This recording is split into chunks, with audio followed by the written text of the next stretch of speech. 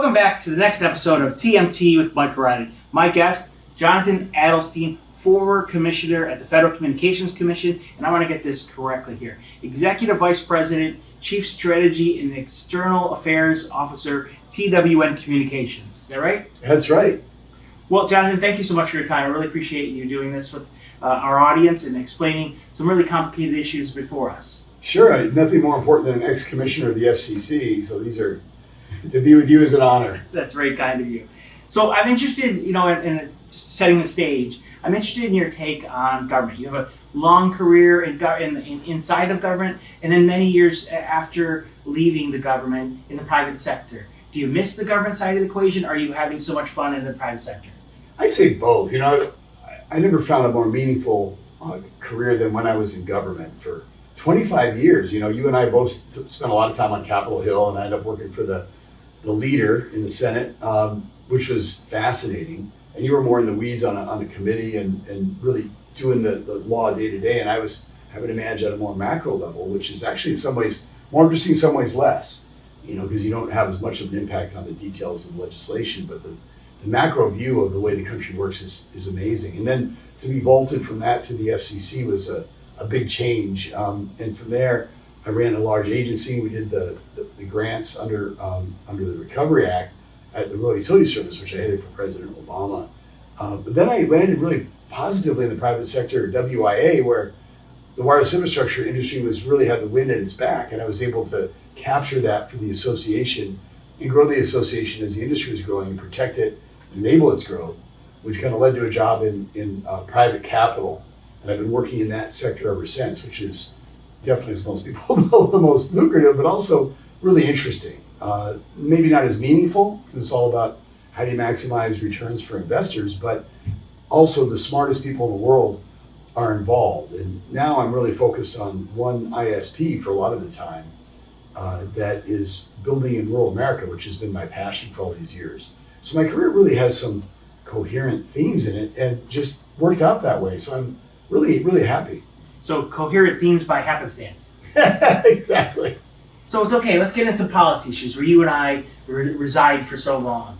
I'm interested in your take on one of the hottest topics in DC in our little microcosm is the BEAD program. Broadband internet to unserved Americans. What's your take on, have we finally turned the corner from planning and conversation to execution? Are we ready? Is it now in the provider hands to actually build out? We're getting there. It really varies by state. Some states are on the ball and some states are playing games or not really knowing how to do it. And the more commercially oriented states are doing better in some ways, but it's a real mix. And so some states are really finally getting the money out the door and getting shovels in the ground. Other states are very close, and it just depends on who won, where they're at. But generally speaking, it's finally, I think, getting going, but it sure has taken a lot longer than any of us had hoped. At the end of the day, when BEAD is fully implemented, do you imagine, as someone who's been in the weeds on this issue, is there still going to be a population, some portion that's unserved? Or, for lack of a better word, will BEAD solve this? I think BEAD will solve most of it. I mean, there's always going to be satellite for those who just don't make any sense for anybody else or that fall through the cracks. I don't know the government needs to subsidize satellite. I mean, basically you give money to a satellite company and they don't do anything but sell service they already have. It seems to me the most wasteful use of federal tax dollars that I've ever seen. I think if you give that money to the consumer, perhaps, if they need satellite to pay for satellite, it would help the satellite companies. They'd have to deliver in the marketplace and consumer would have an option. The money would maybe go directly to the satellite companies, or rather than going to them for claiming to serve people, would go to them on a case-by-case basis. When somebody signs up, they would get free service or subsidized service, and the carrier would get the rest. But that's really where the last should go. I think that the most rational ones, at least in most states, and some states will screw it up, and some companies will screw it up. So in a state that screws it up, I mean, there's probably going to be problems. In a state that is doing well, but they have companies that screw up, the state will be able to recover and take those funds, hopefully, and get it to somebody who can do the job right. So again, I think there's going to be a bit of a mix. I was never a fan of giving it to the states. Having run a federal program, I don't know why they did an experiment on this scale. I mean, let's do the biggest broadband program in history and let's give it to the states and make it a big, test bed. No, not when you're running something to this scale. And we're seeing that variation in quality in the states, and I think that you'll see variation in outcomes as a result. But for the most part, it's going to make a real dent. I mean, this is a lot of money. A lot of serious players are participating. There's going to be a lot of people hooked up. And despite all of its many flaws, and I don't want to spend the whole podcast we could on its many flaws, I think it's really going to move the needle. So TWN is involved in rural co-ops, rural electric co-ops, is that right? Where we partner with rural electric co-ops and use their infrastructure in order to lower our cost structure to get broadband out to their customers. And what's been their take? Following from afar, it seems that rural electric co-ops have not been in love with the BEAD program as it stands today. Is that fair? Well, it varies. Some have gotten into it. Some have worked with third parties like us that actually know telecom. Some have actually gone in there and applied and won. If they applied, they had a very good shot of winning because, like I said, they have a great cost structure, and their nonprofit allows them to make sure that the benefits flow to their members. But the ones that partnered with companies like ours, I think are pretty happy too, because they're going to get their electric grid smarter. I mean, they're going to have complete visibility to the meter. They're going to have complete visibility of their substation infrastructure and their entire electrical grid. So it's a real winner for them, and they get a little bit of revenue share as well. But in exchange, they provide make ready. They provide access to the poles.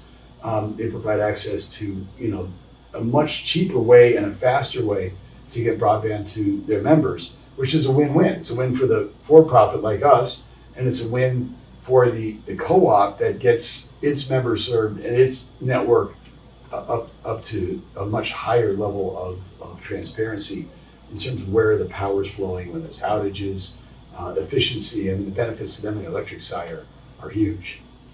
You mentioned a couple of key words there that struck a question in my mind.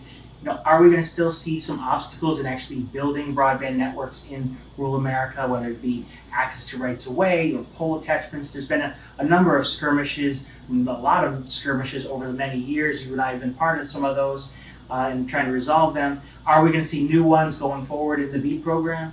Well, it's a big problem right now. I mean, absolutely. We have solved that issue as TWN, and we're out raising capital based on our ability to build out at an incredibly low cost per passing. We can build fiber under $1,000 per passing post subsidy, and we could build FWA at $135 a passing.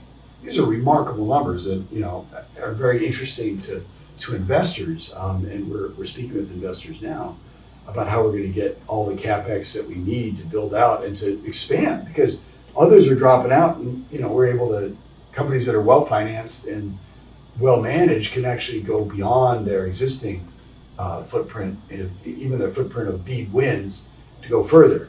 I'm sorry, I think I diverted from No, your I'm question. interested to know if you're expecting those issues of pole fights and rights of way to continue going forward. You mentioned that TWN has kind of solved some of that things, but now we're seeing kind of the flip side. Yeah, I feel sorry for everybody else. If you don't have your own poles and your own infrastructure, it's going to be a haul. And if you're trying to get it from a rural co-op, it's tough. If you're not in a partnership with them. Now, they do see the benefits, so some of them are going to be easier than others. But I think entering these partnerships helps. But not every place is served by a rural co-op either. And make ready, rights of way access, pole attachments, very difficult in a lot of areas. And it's even for us, not 100% of the areas we're covering our co-op. And we talk about, oh my God, where we have to go to it, where there's not a co-op within, because the BEAD didn't follow the co-op lines. So we go beyond them, and it is challenging. So I think that's the unsung challenge. There's NEPA. I think the administration's being good about trying to make it easier and streamlined, and states are helping us with NEPA. But we're not going to get started for 5 or 6 months because we got to get NEPA done when we never had to do that before. We have to hire consultants and do all this BS work. I mean, the environment's important, et cetera, and historical preservation, but we don't have a lot of concerns in the areas we're offering because we're going on existing infrastructure. But nevertheless, we have to go through this process. So, it's going to be a little slower off the ground, and it's already slow off the ground just to get the contracts done. I mean, most states haven't yet issued contracts. there have been a number of new reports. GAO's just talked about the number of broadband subsidy programs that are out there. BEAD's obviously the big enchilada, but there's, depending on how you're counting, between 20 and some people would say 130 broadband programs out there, and a number of them cover access. After, does it surprise you that we have programs that are competing with each other? You worked at RUS, you have the Reconnect program, which I examined it closely, that competes with both USF and with BEAD in some capacity, and they want to keep it kind of their own little structure. How do we deal with that universe going forward? Well, there's a need for strong coordination from the White House. I'm not sure we've got that, or don't, but providers need to kind of know what they're doing, be sophisticated about getting pockets here and there. We've won Student Connect grants in New Mexico so we can get little pockets of students served, but then we end up using that to expand our network for the public, which, hey, the community's fine with that too. They get what they want for the students. You got to, as a provider, kind of look at all the different options. We won an RUS grant, one of our co-ops won an RUS Broadband Technical Assistance Grant that we're using to help pay for the design and engineering for our BEAD win. It's a great, complementary win. So, it's hard for folks out there, the little companies are trying to figure out. I mean, that's why they brought me in to kind of figure out how you work the whole system. But it could be better managed, but until the problem's solved, we got to work with what we've got, not with what a brand new system would look like. So let's turn to the hottest topic. We talked about BEAD, which is hot, obviously, but the hottest topic in DC and tech space is artificial intelligence. I'm interested in your take on, there's just kind of two camps that are kind of developing. One that thinks that artificial intelligence is going to ruin mankind, and the other thinks it's going to bring a number of benefits for mankind. I wonder where you fall in that universe. Well, I mean, I don't think it's going to end the world, but I think it's got upsides and downsides. And the key for government policy is to figure out how you maximize the benefits and the economic growth while also managing some of the negative consequences for privacy, for consumers, data centers taking up power and driving up costs and causing environmental issues. I mean, there is so many issues on such a deep level. We've never seen, Mike, this big of a technology policy issue or challenge in the history of the United States. People look at the phone and getting universal service. People look at broadband, which transformed virtually every aspect of our life. This dwarfs them in terms of its impact on people's daily lives, in terms of its impact on the economy. It's unprecedented. So those of us who've been in the tech policy space for a long time are challenged as well. I mean, how the hell do you deal with this? You set up a new agency, existing agencies don't work. Do you need legislation? Good luck getting that through Congress with the amount of money that's pouring in from these sectors. I mean, at the same time we have the biggest challenges, we've seen the biggest and rapidest development of a political arm of the AI world, and it's battling with itself. You've got, two different camps of regulate, don't regulate, battling each other with huge checkbooks. And then you've got the public and the public interest groups that are battling the smaller checkbooks or being, bit players from the larger ones when they fit. I mean, it is an incredible battlefield of tech policy like we've never seen. Do you think that the administration has authority if it wanted to regulate, if desired to regulate? Do they have sufficient authority, or would it require? And there's a number of legislative vehicles that you're not wrong to say it would be difficult to move them, but there have been a number of bills introduced to try and regulate if that's what people wanted to do. Is it going to take new legislation, or does the administration have a Department of Commerce statutes that can govern this universe if it wanted to? Well, it's a real patchwork if they do it. I mean, this administration is not hesitant to use the authority it has, and it is doing that, but then it becomes very ad hoc and it's hard for investors to know where to go. And part of the goal is to win, is to make sure that investors have a clear line of sight as to what their returns are going to be. At the same time, they need to know the constraints as well. They can't force customers to pay more for the electricity. They can't ruin the water supply. They can't destroy people's lives with no recourse. They can't, destroy privacy or undercut cyber security. And yet all those things require some baseline regulation to protect the public, which in the end, some smart investors are saying would help AI as well. but then the public doesn't trust anything that AI likes. And the leaders of AI have done a very poor job of, I think, explaining to the public how they're going to be served. I mean, other countries have a much higher view of the potential upside of AI than in the United States, and partly because of the leadership here. And these political battles aren't going to help. You know, when you have millions pouring into either side of congressional or, you know, state legislative races by AI on both sides, what is the public supposed to make of this? I mean, it's wide open, and I don't know where it's going to land. I think the best outcome would be legislation. Look, if you can come up with a rational consensus in this country, that would be great. I think there's only one way that happens, which is, and can I use the F word on this, an effing disaster, right? That's the only thing that's going to drive it. You're not going to get consensus among warring parties with this amount of capital until there's some galvanizing event. And let's hope it's not something super negative, but it could be. I mean, you know, the entire financial system is at risk. Well, just 2 weeks ago, and the timing of this piece, you know, is interesting in that we had the OpenAI went rogue. One of their models went rogue, right, and was potentially hijacking another product. Is that the kind of thing that was going to take a much more multiple to really trigger some kind of action? Well, much more. That was a benign version of what everybody fears, right? This independent hacking by you know, a smart model. I mean, something much worse could happen, and then people are going to freeze. But this is a sort of warning sign, so it's almost a good thing because it turned out not to cause any real damage, and people caught it a little later than they should have. But what if that happens on a massive scale and triggers massive losses for you know, the financial system or for any aspect of it? That'll get people's attention.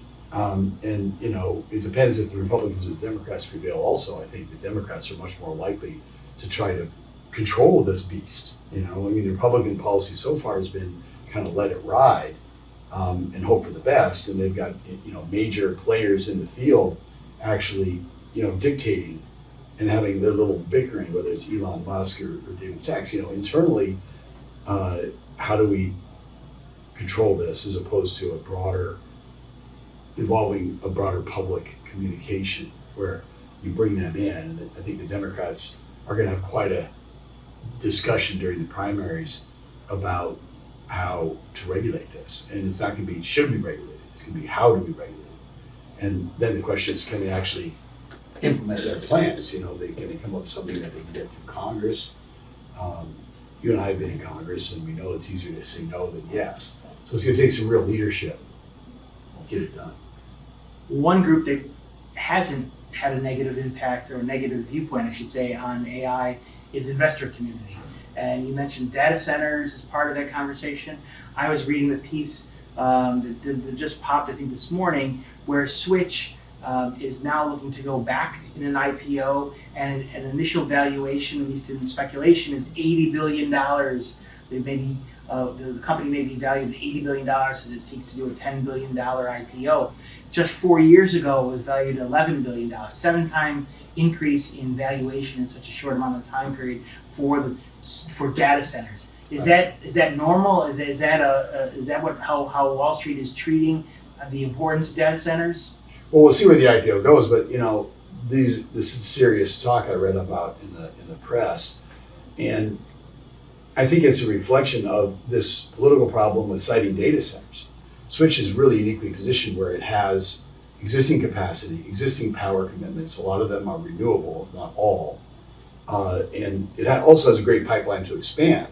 But you know, the expansion is not much tougher now than existing capacity. A lot of the value, I think, goes to existing capacity. We're seeing rents go up dramatically. We're seeing rents from credit customers. I mean, the best, you know, Magnificent Seven are paying more and more for any capacity that's available. So if you have the ability to bring it online quickly, that's at a premium. If you have it existing and you have the ability to get new leases and increase the rates, that's increasing. So Switch has both. So it's really like could be the darling of the data center world if it does go through with this reported IPO. But I think maybe it's underappreciated in the market. If you're looking to invest, I mean, data centers are the picks and shovels of AI that win either way.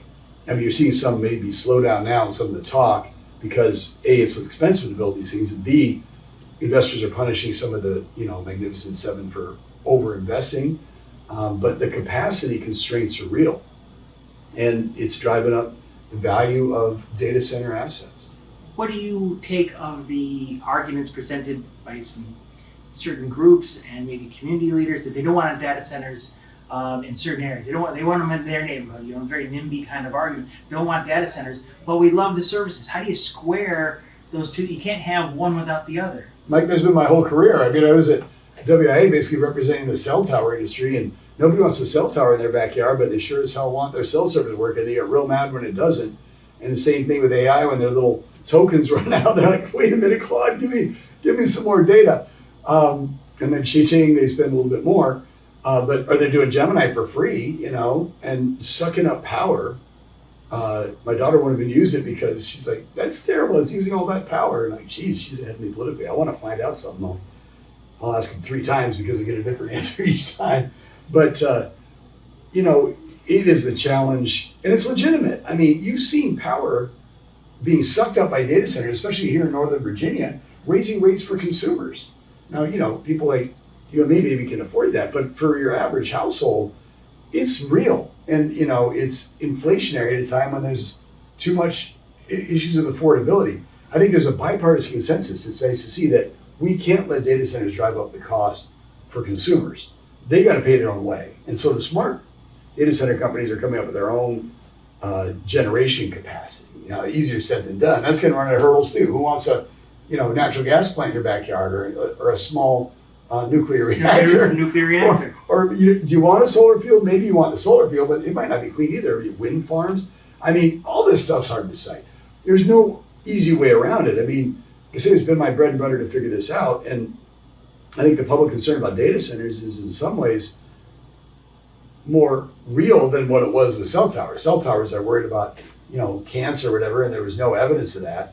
Here, there's actual evidence of their costs going up and their environment being degraded. So what are we going to do? I mean, we've got to figure out a way to increase efficiency. These data centers do have to get sited, and you can't just plop them anywhere where nobody cares, because they have to have access to power. Maybe it will be a benefit for certain parts of rural America that need development. But even then, there are always constituencies that are concerned, and it's an intractable problem. It's one that is going to bedevil both this administration and the next one, because we need the capacity for the economy, but we can't let communities suffer the consequences. And I don't know how that's going to balance out yet. Let's switch topics completely. You followed closely the court case involving Trump v. Slaughter, involving Humphrey's executor, which has impact on the FCC and independent agencies, and how the president's ability to remove or replace current commissioners. I want to get your take on how things played out post-court case. Where are they going, and what does that mean for an institution like the FCC? Well, it is, in my opinion, a disaster. I am also a fan of the Constitution, and ultimately the Supreme Court gets to say what it is. But to me, this turns, for the lawyers watching, the Constitution on its head. I mean, you and I worked in the Article 1 part of the Constitution, Congress. Article 2 is the president.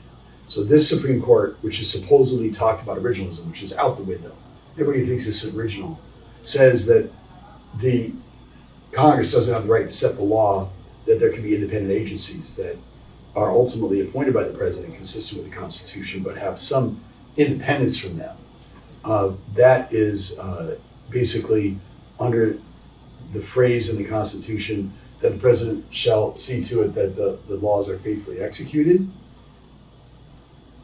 His job is faithfully execute. So the Supreme Court says, faithfully execute means you can fire anybody anytime you want. It doesn't mean you have to faithfully execute the statute itself that said there's independence.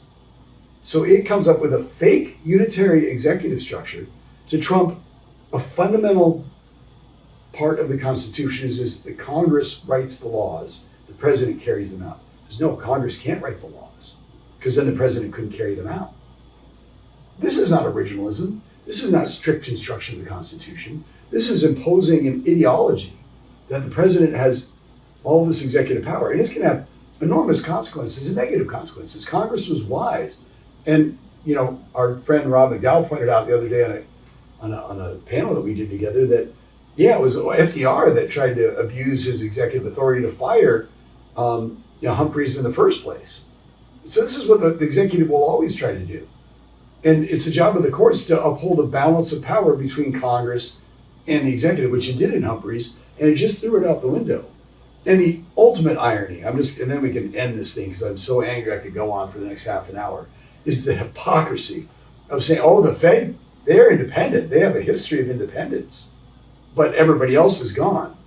And it's a different group on the Supreme Court that does that. They're worried about Trump doing something that screws himself by leading to, undercutting Fed independence, which increases, as Brent Kavanaugh knows well, inflation, which would not be bad for Republicans, right?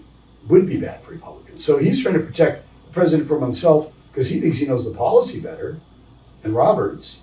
But when they don't care, whether it's FTC or FCC,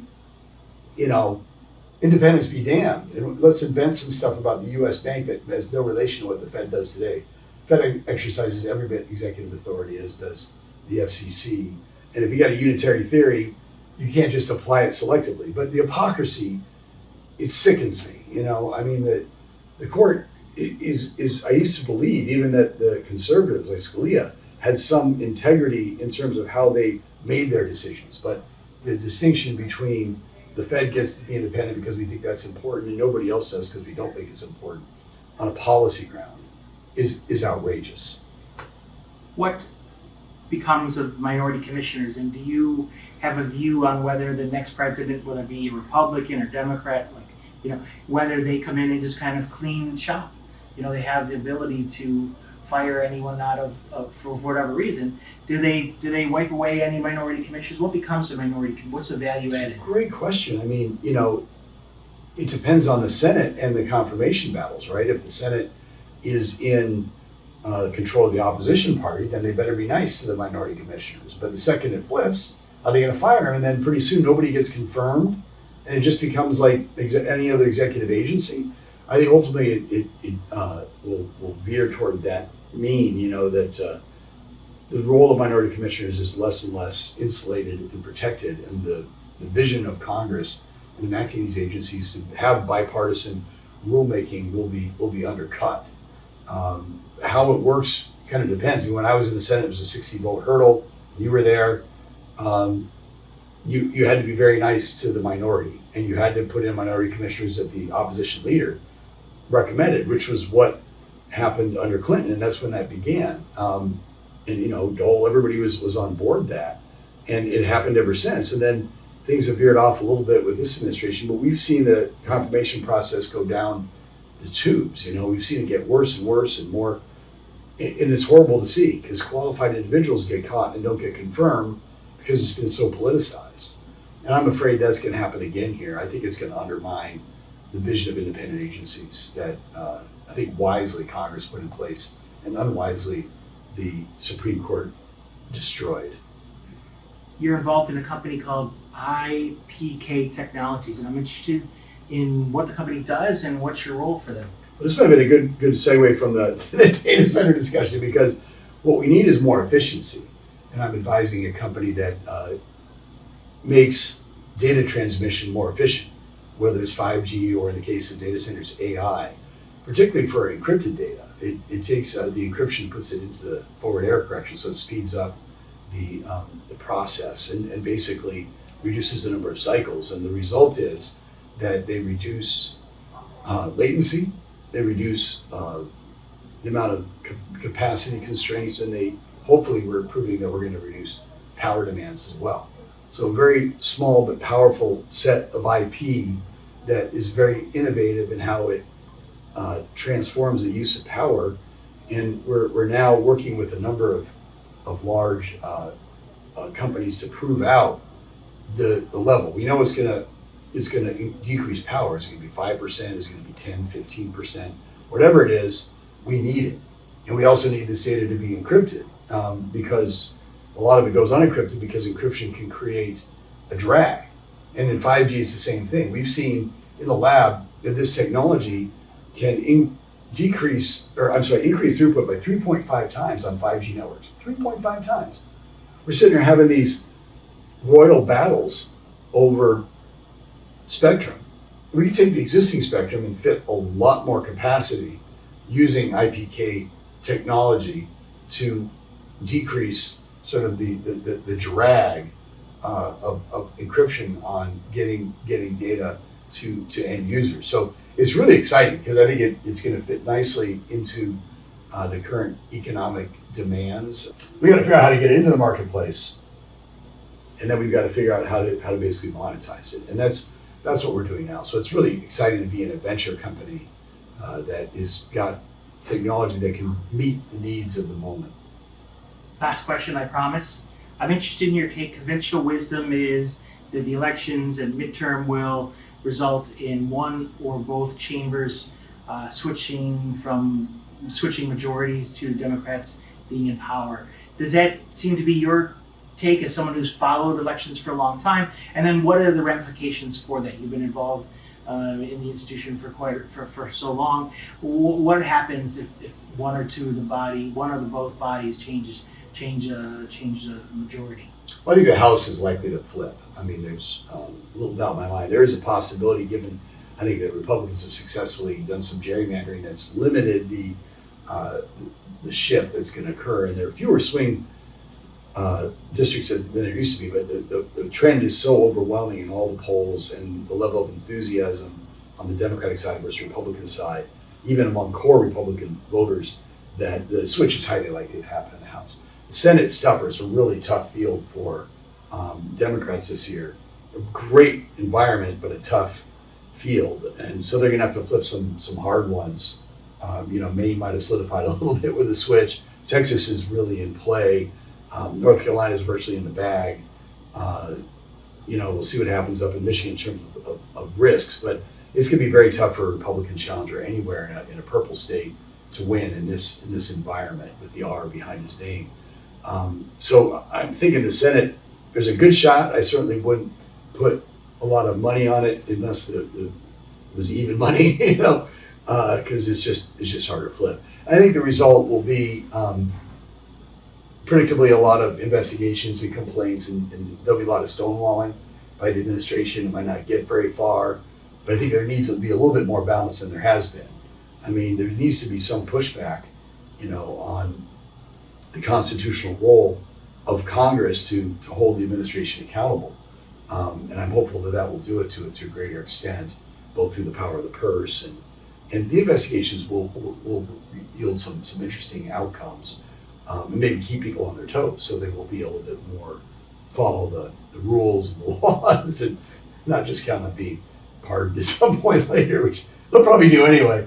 But I expect there's going to be just a lot of more performance. I wish it was back in the old days. We were there and Congress was doing its job holding people accountable. You saw Dingell would rip a new one on a Democratic witness if he thought they were out of line, and Republicans would do the same to Republican office holders, and you don't see as much of that anymore.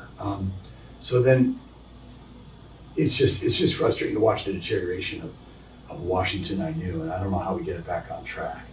And I wish I could say I found the answer, but I predicted 10 years ago it's bad, it's going to get worse, and unfortunately I was right. And I would make the same prediction today.